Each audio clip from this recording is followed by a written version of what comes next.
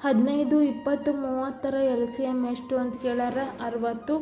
ಒಬ್ಬ ವಿದ್ಯಾರ್ಥಿಯ 500 ಅಂಕಗಳಿಗೆ 350 ಅಂಕಗಳನ್ನು ಪಡೆದರೆ ಅವನು ಪಡೆದ ಶೇಕಡಾವಾರು ಎಷ್ಟು ಅಂತ ಕೇಳ್ಯಾರ 70%. 35 x = 20. x ನ ಮೌಲ್ಯ ಎಷ್ಟು ಅಂತ ಕೇಳ್ಯಾರ 12. ಒಂದು ರೈಲು ಗಂಟೆಗೆ 60 ಕಿಲೋಮೀಟರ್ ವೇಗದಲ್ಲಿ ಚಲಿಸಿದರೆ ಅದು 5 ಗಂಟೆಗಳಲ್ಲಿ ಎಷ್ಟು ದೂರ ಕ್ರಮಿಸುತ್ತದೆ ಅಂತ ಕೇಳ್ಯಾರ 300 ಕಿಲೋಮೀಟರ್. ಇದಕ್ಕೆ ವೇಗ ಇಂಟು ಕಾಲ = ದೂರ ಮಾಡಬೇಕು. ಆಮೇಲೆ 35ನೇ ಕ್ವಶನ್, 14 ಸೆಂಟಿಮೀಟರ್ ವ್ಯಾಸ ಹೊಂದಿರುವ ವೃತ್ತದ ವಿಸ್ತೀರ್ಣ ಎಷ್ಟು ಅಂತ ಕೇಳ್ಯಾರ 154. ಏನಂದ್ರೆ πr². ಸರಾಸರಿ ಕಂಡು ಹಿಡಿಯಿರಿ 10, 20, 30, 40, 50. ಏನು ಮಾಡಬೇಕಪ್ಪ ಅಂದ್ರೆ ಒಟ್ಟು ಸಂಖ್ಯೆಗಳ ಮೊತ್ತವನ್ನು ಹಚ್ಚಬೇಕು, ಕೆಳಗೆ ಒಟ್ಟು ಸಂಖ್ಯೆಗಳನ್ನು ಹಚ್ಚಬೇಕು. ಬಂದಿದ್ದ ಎಷ್ಟು ಅಂದ್ರೆ 30.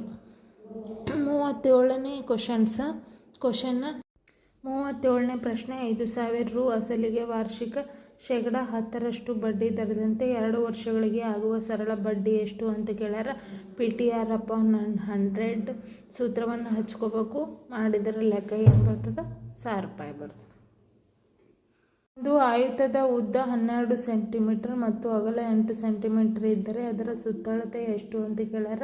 ಇದನ್ನೇನು ಮಾಡ್ಬೇಕಂದ್ರೆ ಸೂತ್ರ 2(L+B ಹಚ್ಕೋಬೇಕು.